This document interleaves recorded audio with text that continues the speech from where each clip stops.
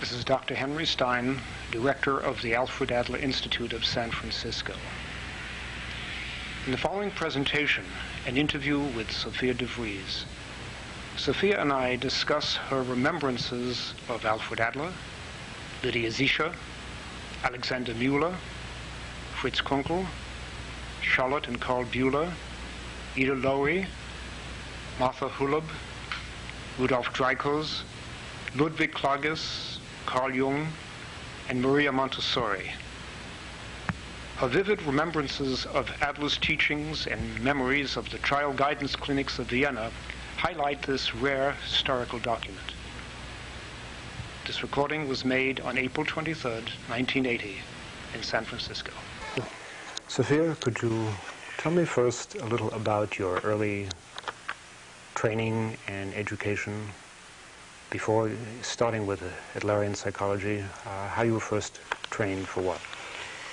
That, of course, was in Holland, and I had gone to a teacher's college where there was a lot of psychology offered and an awful lot of practice of what to do with children who were in need of special treatment.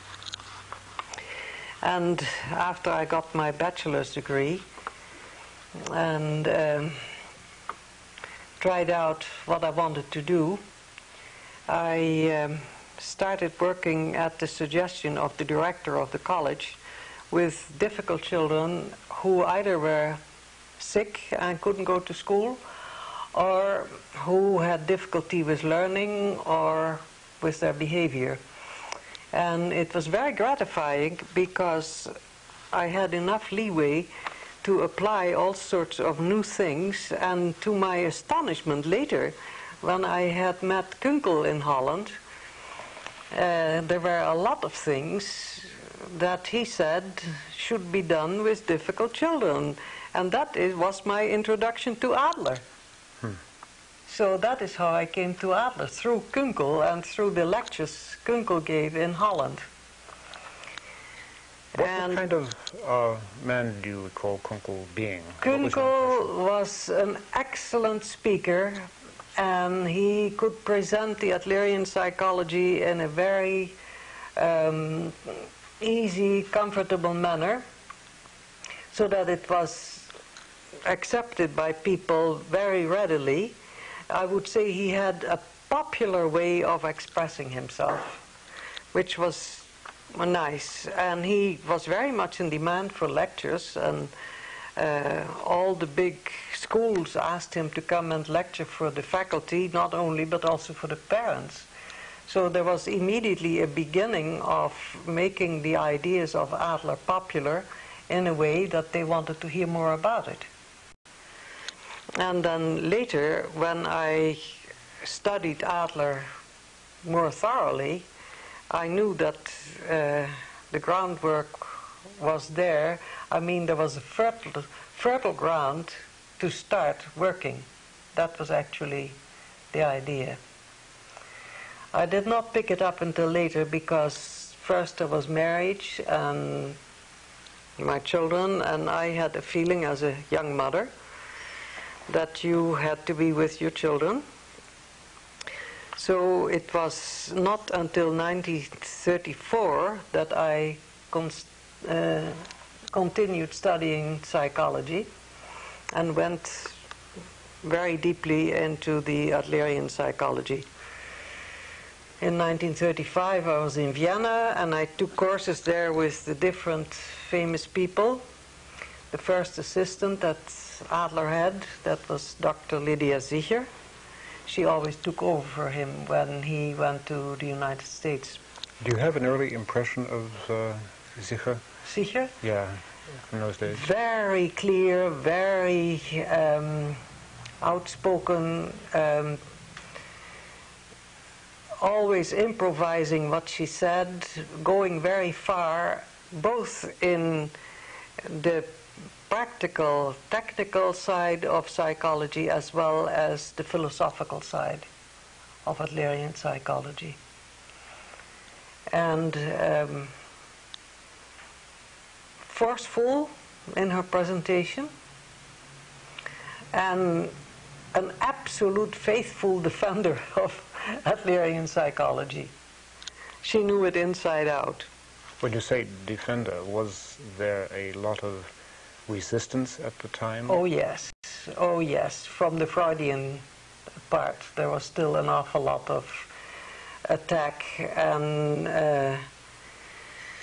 after Adler had left the Freudian group, I think there came more attacks than at any other time. Yet Freud had accepted the ideas that Adler had, but given it a different name in his own theories. And Adler always kidded about that and said, Freud has again made a prisoner, and now he can't get rid of him. Which was one of the ideas that Adler had. And it is undoubtedly true that Adlerian psychology has had a tremendous effect on the Freudian ideas as they are used now, because the Neo-Freudians come very close to the Neo-Adlerians. In my feeling, I have worked together with some of the Neo-Freudians, and we agreed completely about what had to be done, and about the inside we only gave it a different wording. That was my feeling. We used a different kind of language for it. When you first studied with Lydia Sicher, was this a course open to the public or to professionals only? What was the nature of that That program? was, I do not recall all the other people who were there. She always had large groups of people, and you went for a certain time and signed up. For instance, I was there during a whole summer, and you signed up for the whole summer and went to all the lectures that she gave on a specific topic, and then you followed it up with the next and the next and the next.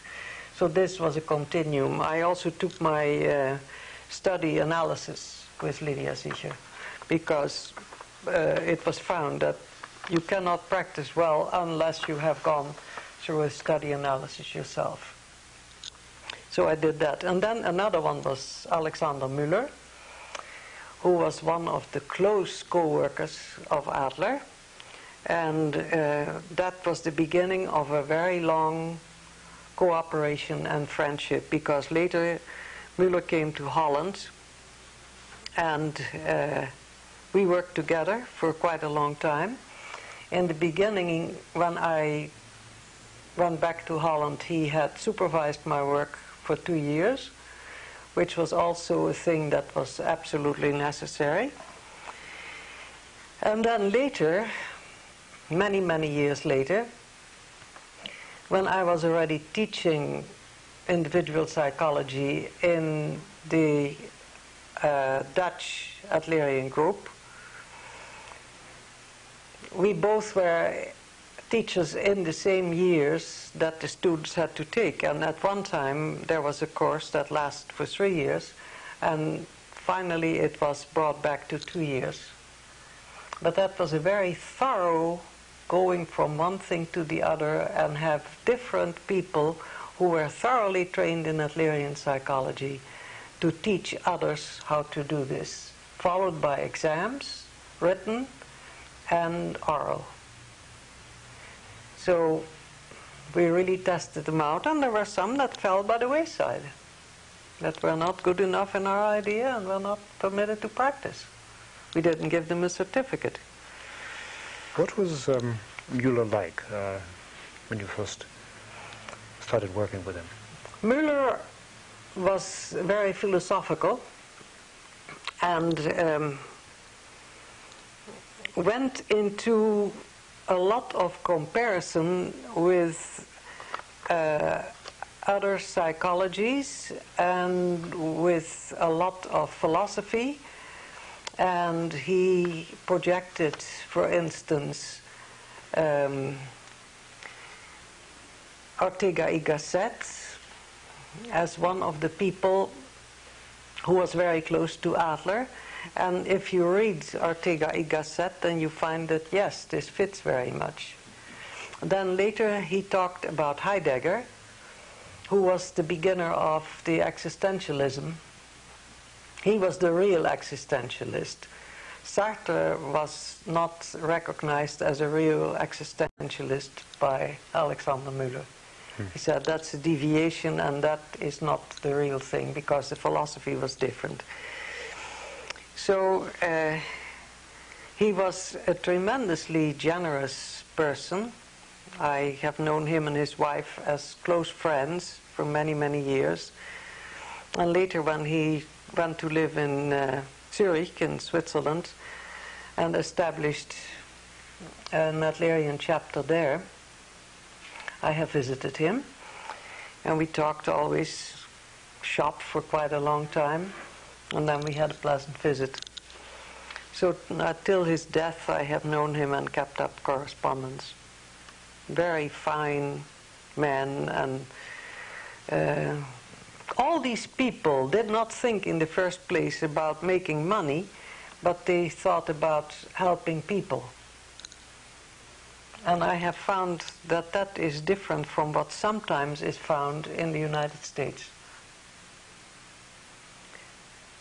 Is there perhaps a reason why Sicher and Müller did not write that much, at least as my experience has been, we don't see that much in English today? Well, Müller has published, but in German, and the books have not been translated, and a lot of articles are in the Individual Psychology, the international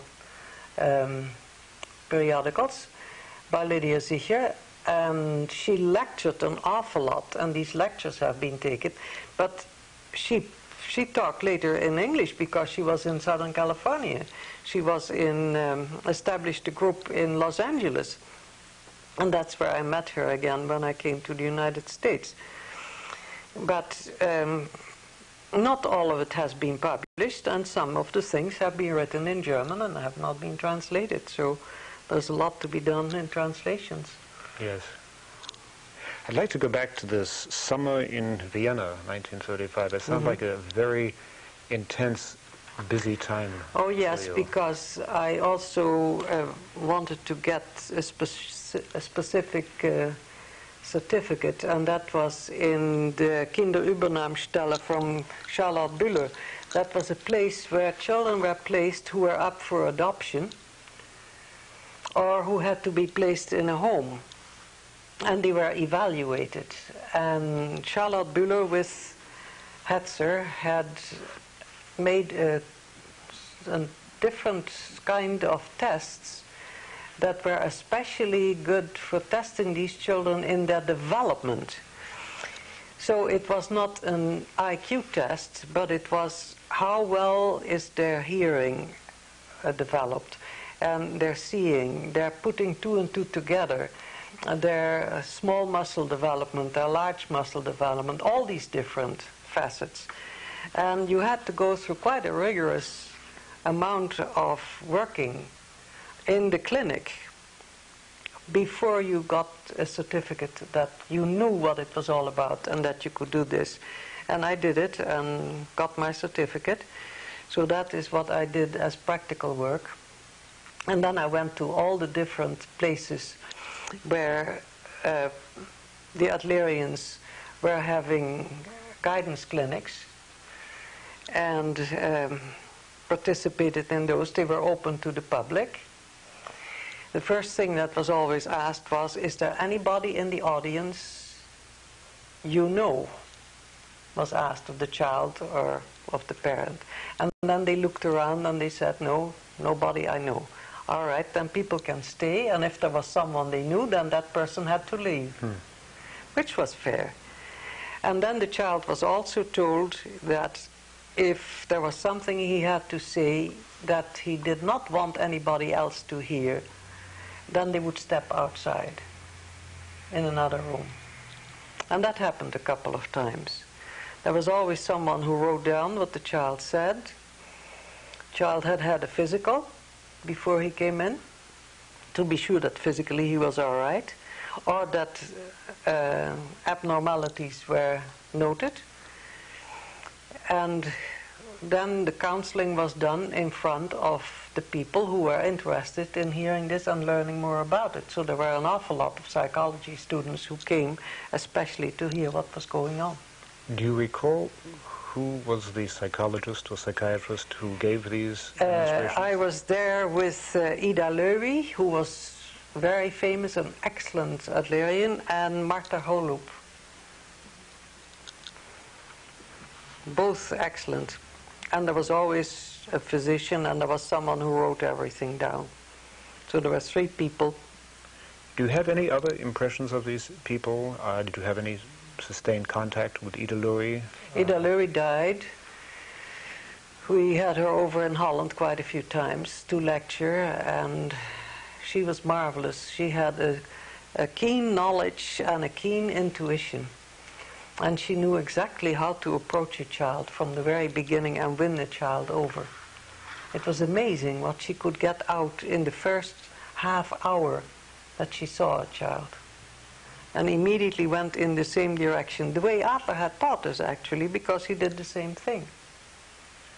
But all these people had absorbed so much from Adler what to do, that this gave a clear picture of how you should approach it. It was always very gentle. It was never an attack. It was gentle. And immediately the essence of the interview was on cooperation. So within the first half hour, I would say, you could always notice that the child was already cooperating. And as proof of this, I want you to know that many of the children brought in other children who had difficulties. Oh, wonderful. It was the children who brought other children in, because they felt here you really get support and here you are being helped, and you don't have to be naughty or whatever anymore, and you don't have to have difficulties in your learning anymore. It immediately disappears. And also, after the child was brought in, the parent was brought in and was talked to. And the parents would be given advice that punishment doesn't help, and that you have to have cooperation, that you have to treat a child like your best friend, and not as someone you can subject to all kinds of punishment or setting up rules that don't count for anybody except for that child. That doesn't help. It was always, how do you make the parent cooperative with the child, and the child cooperative with the parent? And these people knew exactly how to do this. I have learned an awful lot there. Did you actually see Adler doing one of these demonstrations? No, Adler that year was not there, and later I studied with him when he gave his courses in Holland, because Adler traveled a great deal, and especially for the people who had been in Vienna and who were already in practice, he gave courses in Holland that were only for professionals. And then you got to the depth of things, and you came with your questions, and he had examples, and there was a general exposition of his theories connected with the examples that he always had, to make it very clear. So that was later in Holland. And then when he came to Holland, we followed him around in all the cities where he lectured. I wanted to say that while I was in Vienna, I also went to the Freudian school. And that was, Freud was not showing himself anymore. He was not loving people as much as Adler did. Adler always wanted to see everybody he had seen before, even if it was years ago. But here was another one taking care of things, and what was his name now again?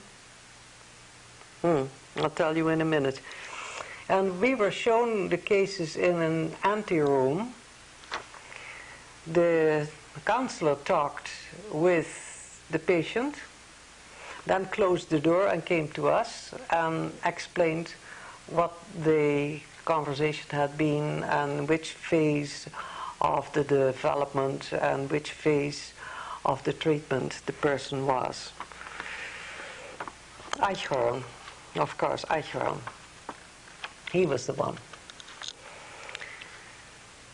He was a very fine man and very pleasant, had a warm approach, and it was strictly at the Freudian terminology, so it was good to make a comparison. Mm-hmm. Adler very much wanted us to study the different psychologies and compare it to what we knew of his theories, because he said it is much better that you know these things, and when you are being asked about it, that you can give an answer. So he wanted us to study everything, and everything that came out new, he studied himself, all the time. So... that same summer in Vienna, mm-hmm. which sounds busier every comment, did you have contact with other schools, like the Jungian? Not there, no, not there. But I also met Dreikurs and took a short course with him. Do you remember your first impression of Dreikurs? Yes. He was different in this respect, that he made more a military impression. The others were in their Viennese German, I would almost call it softer or gentler, or had more sense of humor. I don't know what it was, but he was more rigid and strict, and his body movements were even different. But he was very excellent as a teacher, and he knew his theory.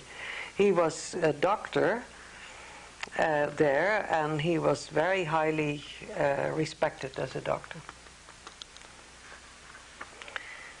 Have we pretty much covered that the time summer in Vienna? Yeah, I also went to lectures in the university, of course, by Karl Bühler, which was important. This was Charlotte Bühler's husband? Yes. Yes. They both were professors. So that was that time, and as I said, I got what I wanted and then came back to Holland and started all sorts of courses for parents and working with children and lecturing a great deal. Now, were there many other Adlerians in Holland at the time or in your vicinity? Well, people started studying. There were not so many who were... There were, of course, Dr. Delay and Dr. Ronger and Dr. Spander. These were people who had studied Adler too, and we formed a group between all of us to promote Adlerian psychology. And then we had the unfortunate interference of the war. And the theories of Freud and of Adler were absolutely taboo. Only Jung was permitted because he was not Jewish by the Nazis. Nevertheless, we continued practicing on the sneak. And after the war was over, we started again establishing the group that we had. We had taken every list, we had burned every list of Adlerians, and we all remembered the names. I mean, in a small country, you know each other. But there was nothing to be found that could be held against one of us. And that's why we secretly could continue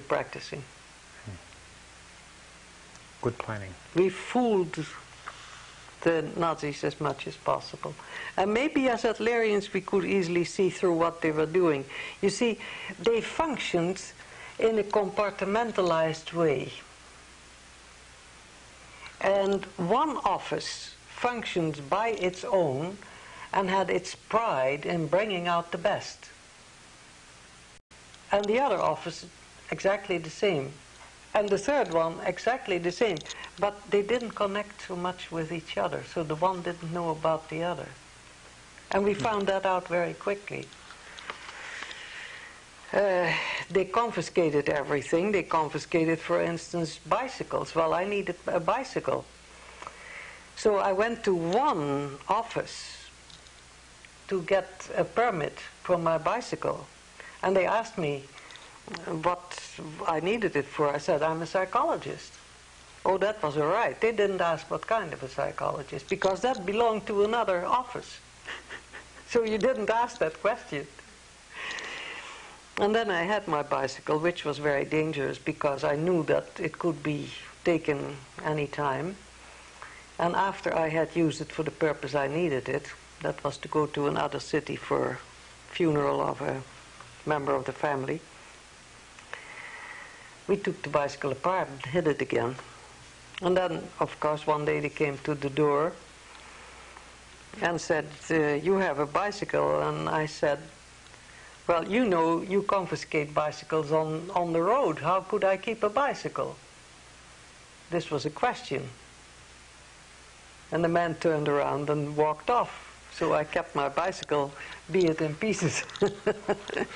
That was the way we treated the Nazis, you know. Well, after that, we started with individual psychology again and reopened the course for Adlerian psychology. Do you have an idea of what year this would be? This was, well, in 45.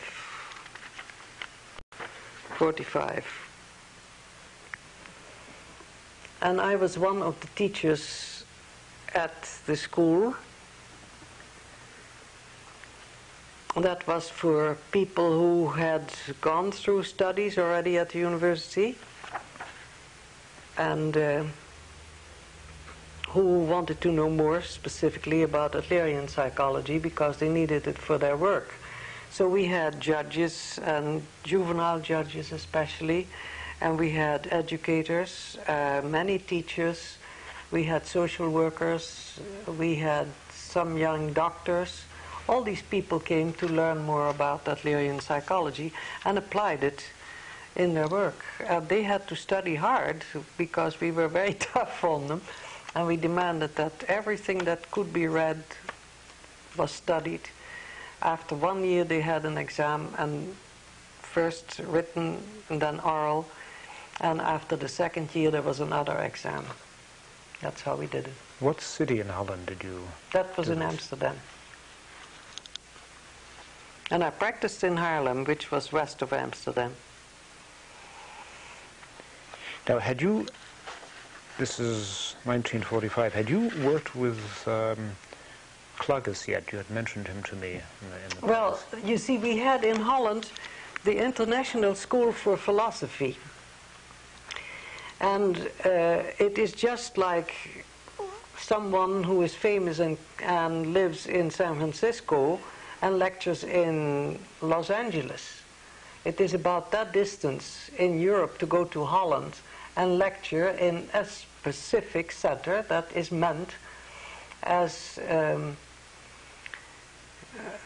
a focal point for learning. And that was the International School for Philosophy. So we had Adler lecture there, we had Jung come there was Mader, there was Klages, there was Kretschmer, Manneke. I mean, all these people came to lecture there. Amazing. What year was this about?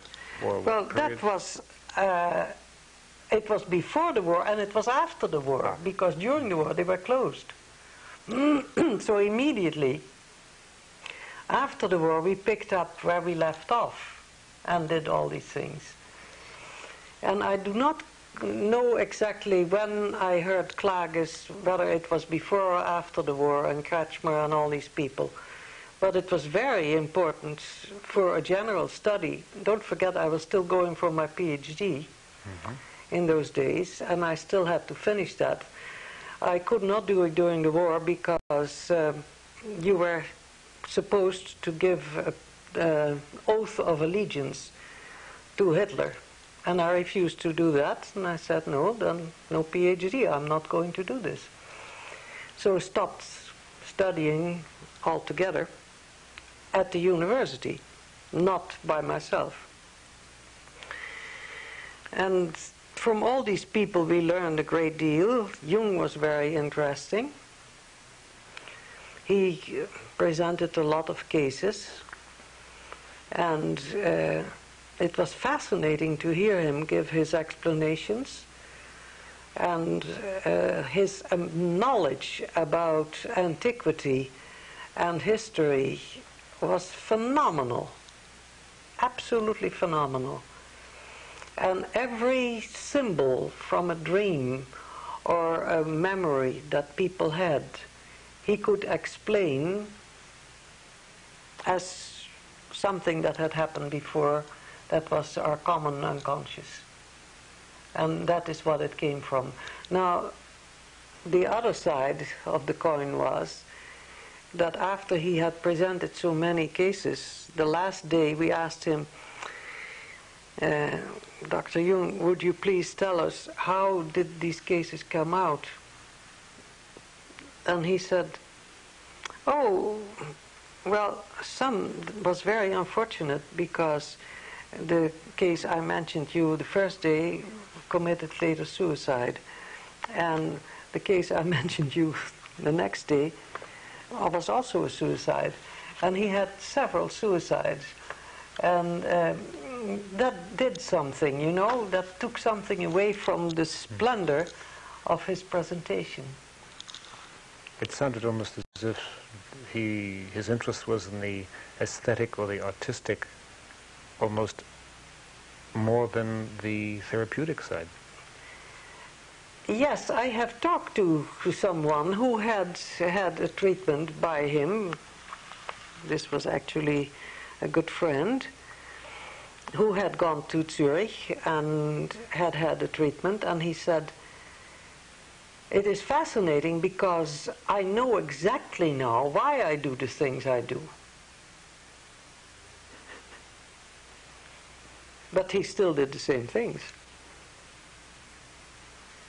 And this was for us Adlerians different, because we saw that the people who had had certain pitfalls in their lives, or who did certain things that they were not too happy with themselves, did not keep these symptoms after they had had a treatment by Adler or one of his excellent co-workers. They changed. Did you find any of the theory of Jung useful to you? Did you adopt any of it? Or did you use it mostly for comparison's sake? Let me say I have a great admiration for it, but I cannot in a practical way apply it to help a person to change. Whereas in a practical way I can apply the Adlerian ideas and technique that Adler used to help a person overcome his difficulties. Because these difficulties are here now in our society, and I do not see why we should go back ages to, for instance, a time in Spain in 700. I remember that was one of the cases that he remembered, because the person had a dream about a dagger, and he said that kind of dagger that you describe was used in Spain in 700. And I don't see how that can help a person get over depressions that he has nowadays. I don't see that logic. I think it's very interesting, it's fascinating. But I personally cannot use it, and I admire the people who can. I cannot. Did anything from Klages stay with you as a useful idea? What? Well, his typology of people were kind of helpful, but it is also like another characterization that you give. And of course, he had a lot of expression that was useful about people's movement and the movement in writing, for instance, and what it was expressed in writing. And as such, I think there is quite a value in it. One should definitely study these theories and see what one can use and what is enlightening. And I think this is personal for people. He was also a very learned person. He kept very much to himself. There were quite a few of those famous speakers that came to the international school who kept to themselves. There were some who did not. Jung always had a large crowd of admirers sitting at his feet. And then when the lectures were over, he disappeared in his room. And Adler was always practically followed by a crowd to his room. And then he said, and now I'm going to close the door just for a moment. But the minute he came out again, there was another crowd. So he was always seen with people. And he provoked that himself because he usually opened his arms very wide and said, here are all my friends again. And so if you're being made a friend of Adler, what can you do but be there? And Klages also was very much on his own. Kretschmer, all these people. Manneke was not. Manneke was a man. He was a general, I would say, philosopher, and gave overall pictures of contemporary philosophy and compared it with what another speaker had said in another course and things like that. Very helpful. He was the director of the International School for Philosophy in Amersfoort. And then there was later Oldeweld, Professor Oldeweld in the University of Amsterdam, who I followed very closely. And he was very much in favor of Adlerian psychology. He taught us a lot of Bergson. He taught us of other comparisons. And you better read all these books and in the original language too. No one in Holland would ever permit you to read a book in a translation. You had to read the French in the original French and the German in the original German, which was very helpful because you got to the feeling of what the expression in that language meant. And then Adler had his fun with Viennese German, especially when he talked about cases of children who spoke that kind of Viennese, and then he imitated that sometimes, which was always quite hilarious. And he spoke that with the children because it made them feel more comfortable. Can you recall your first meeting with Adler or your exposure to him? I think the first time that I ever saw Adler was when he lectured.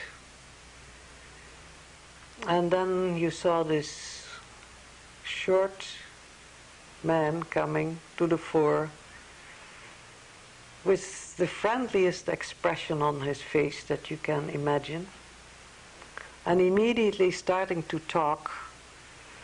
And he had a beautiful voice, and it was absolutely silent, so you could hear what he was saying very clearly. And he presented what he had to say very logically, very much in sequence. He never had any notes. He always improvised. And there was a tremendous applause. And then usually there was another hour of questions from everybody. And he was very generous with his time, very generous. And had a tremendous amount of energy because he lectured in the mornings, in the afternoons, and in the evenings. And he immediately caught on to the type of audience he had. I heard him, of course, every time he spoke, also in the universities for the students and for the faculties. And then he used a different choice of words than when he spoke for the general public. He adjusted his language to the type of people he saw in front of him. So he could use much more theoretical language when he was talking for students and professionals than when he was talking for lay people. And he did so. So he had enormous sensitivity. Tremendous sensitivity. Individuals and groups. Yeah, caught people right away. And actually, that example was so strong that you couldn't help but try to follow that. And he also told all of us, now look, if you want to teach or to speak in public, never speak with notes. You have to know what you're going to say and go ahead and do it. So you improvise it. And he demanded that from everyone, or demanding, I should not say, he advised everybody to do this. And it was very helpful. Were you able to spend any personal time with Adler? He sounded like a man who had just hundreds of people wanting to talk to him. Oh yes, that was it, yes. It was always a short time. For instance, after a lecture, also in Holland, we still went to a place... Stopping? No, keep going. To a place where he could have his coffee and where we all sat together in a restaurant. And then one person would sit next to him and you had maybe a couple of minutes, and then the next person would sit next to him to ask a question, and this went on and on and on. And he remembered what you had talked about maybe half a year ago. Or if you had been stuck with a case and you had asked him something, then he would ask when he saw you again, how did the case continue? Things like that. Phenomenal memory. Absolutely fantastic. Absolutely fantastic. Yes. That deep interest in people. I also was present at the lecture where there was a Freudian psychiatrist who was attacking him very much after the lecture with very sharp questions. And he gave very quiet answers and also gave a comparison between the Freudian ideas and the Adlerian ideas. And the man was kind of angry because he didn't win his case.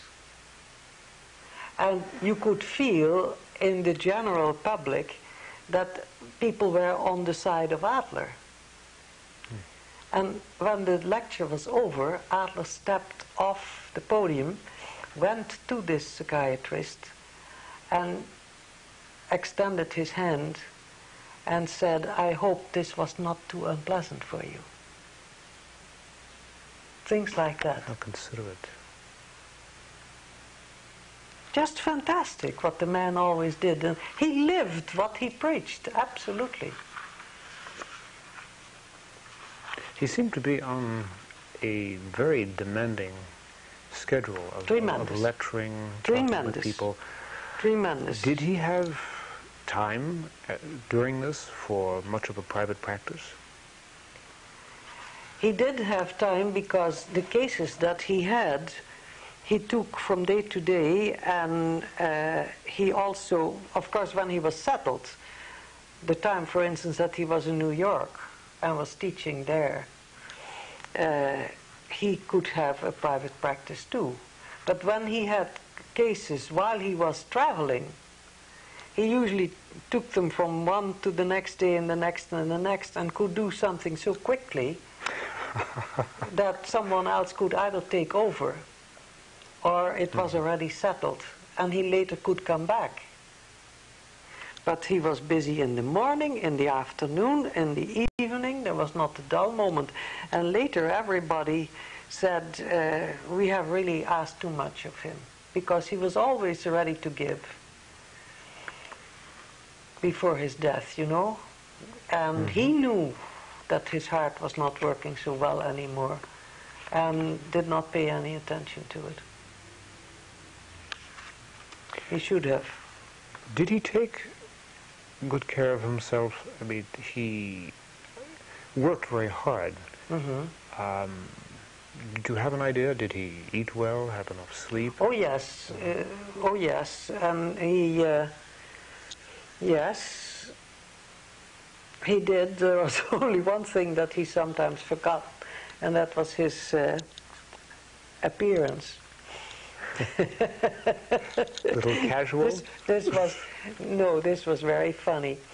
One time I sat next to him after a lecture and I said, Dr. Adler, there is something that you really have to do.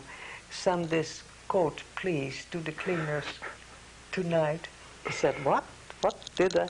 Have I been sloppy? And he looked at himself. He said, thank you very much. Will be done right away. Because he had different spots on his coat. He didn't pay attention to these things, no. So there he needed little help. But he traveled also with a secretary, and then the secretary took care of a lot of things. Did he smoke cigars? He did smoke. Yeah, he did smoke. Yeah. I guess the cigar ashes may have also dropped all over him from time to time. You had mentioned to me once an anecdote which I think might be helpful to share about Adler lecturing and you're offering him a suggestion or a recommendation or correction about the effect he was having on an audience? Oh, that was something in the International School for Philosophy, where he was to talk quite a few days, I think, a Friday, a Saturday, and a Sunday. And there were a lot of Freudians there who finally said, now we want to get a good impression of what the differences are between the Adlerian and the Freudian psychology. And Adler was very casual about these things. He was such an excellent speaker, so he could permit himself to forget what he was to speak about. And he was introduced by Dr. Runge. And while they were walking up to the podium, he said, what did you say you wanted me to talk about? And then Dr. Runge said, the difference between the theories of Freud and Adler. And he said, oh, really? And then he started. And evidently he was in that kind of a mood that he remembered a lot of things. He gave a very good expose, but he also threw in his Viennese humor. And this was very, very funny for us, but not for the Freudians who were there, because he could make these remarks. And they were light, but it was still, you know, like a joke is at someone. And there were very few questions after the lecture was over. And the Freudians were furious. They were absolutely furious. So I said to Dr. Runge, you have to go and tell him that he shouldn't do this. He said, look, I am not going to do this because this is one very sore thing, and I am already happy that he's talking about the differences. So let's not say anything. I said, you have to, because this is not successful. We don't get enough questions from these people. And I asked someone else. No, nobody wanted to do it. And I said, well, then I'll do it. But then by that time he had disappeared, and I didn't find him anymore. And then he came back after lunch, and while he was walking up to the podium, that was the only moment I could grab him. I said, Dr. Adler, I have something to say to you. And he said, not now, I'm going to talk. I said, but that's what it's all about. He said, what? I said, well, there are so many Freudians here, and you know, you have made some very nice jokes, but the Freudians don't particularly like it. And then he said, if you think you can do better, why don't you go and talk? I said, you know I can do that. He said, well, I have spoken because of truth. And I said, and I am speaking because of the good cause. And he just had to make a few more steps. He turned around and he addressed the crowd and said, ladies and gentlemen, if this morning I have said something that didn't sound right to some of you, please excuse me. And that was it. He gave a magnificent lecture. There was more than an hour of questions by everybody. It was a stupendous success. And then he walked out and came straight to me. He said, you know, that was your success. You must have felt pleased. Well, yes. It was, he did so, I mean, this shows the greatness of the man, you know, who all of a sudden realized, yes, I shouldn't have made so many Viennese jokes. It is better to leave that out. Have we pretty much covered the important individuals that you remember and the events or programs prior to, let's say, 1950, or are there? Yeah, this is practically prior to my immigration to the United States. I came here in 1948.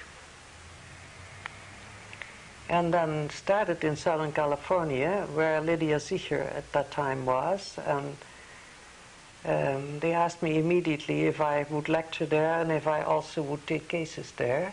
That was in Westwood.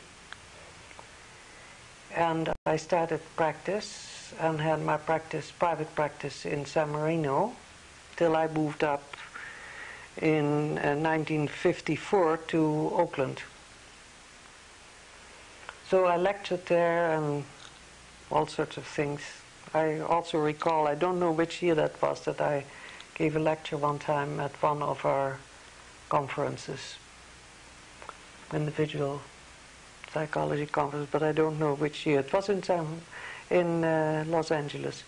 Was there much of a active group in Los Angeles at the time you started? Yes, there was quite an active group around Lydia Zicher.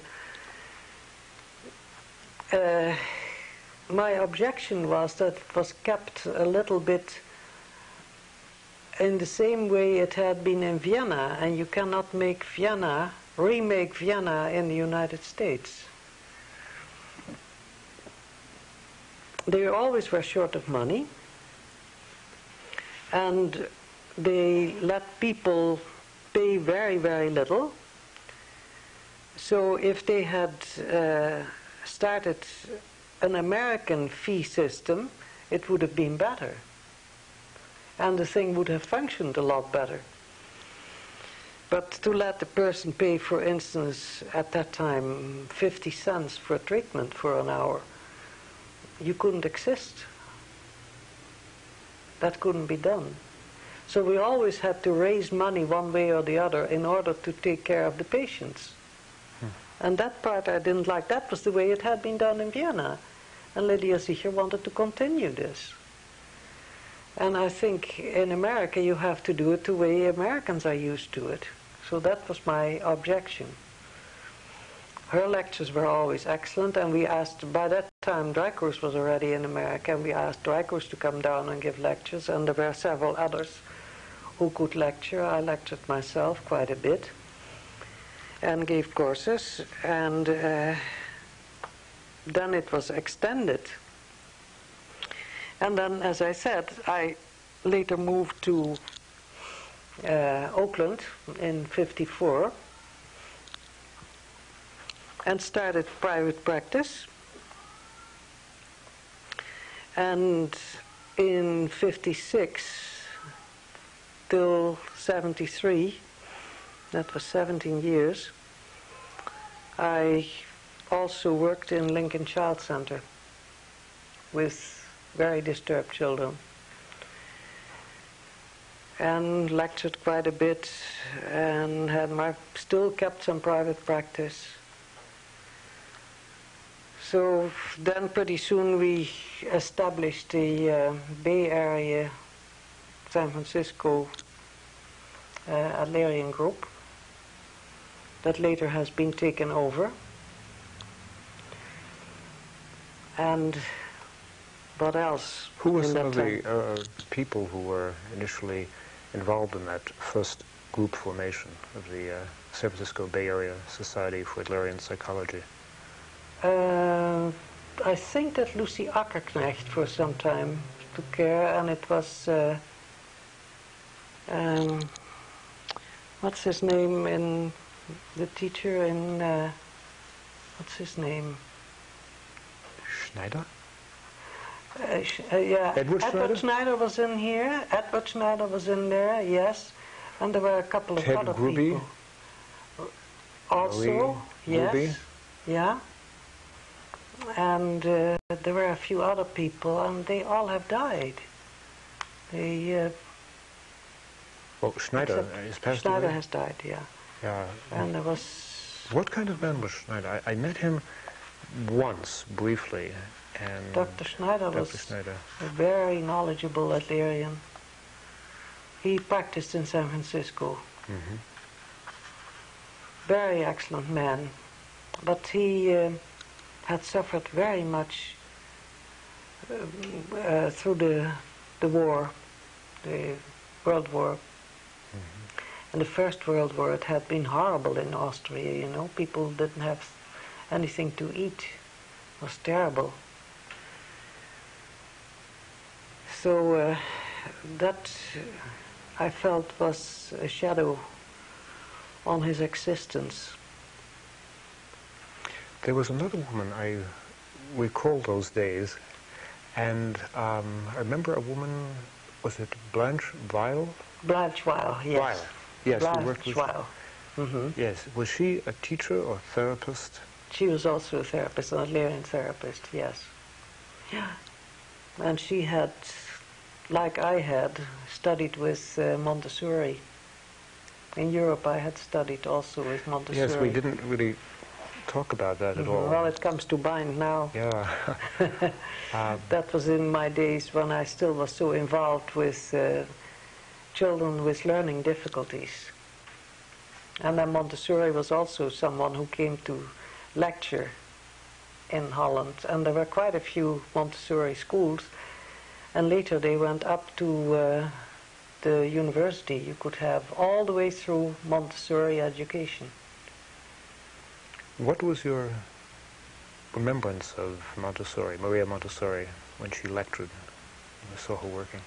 She was already quite a bit older, especially later, and she was quite a powerful person. I would almost say a little bit on the dominating side. But she was convinced that her method was the method for learning, and the more freedom you gave children, the better off they were. And we had wanted to have Adler and Montessori meet, and they did meet, but she spoke French to him, and he didn't understand French, and she didn't understand German. So there was an interpreter, and that was a long drawn-out thing, and it was not really a meeting, but they have met each other. Do you feel that the Montessori training for children is very valuable? Yes, but I don't know how they do it in the United States. I haven't seen too much of it. In the beginning, when I came to this country, I visited a Montessori school, and that was in Southern California, in Pasadena, and there was quite a bit of deviation from what Montessori had said. Montessori was creative with her method. And if you take the method before the creativity, then you make the same mistake that some people can make in Adlerian psychology. You cannot take method before the creativity. You have to use the method in a creative way, or otherwise you are not successful.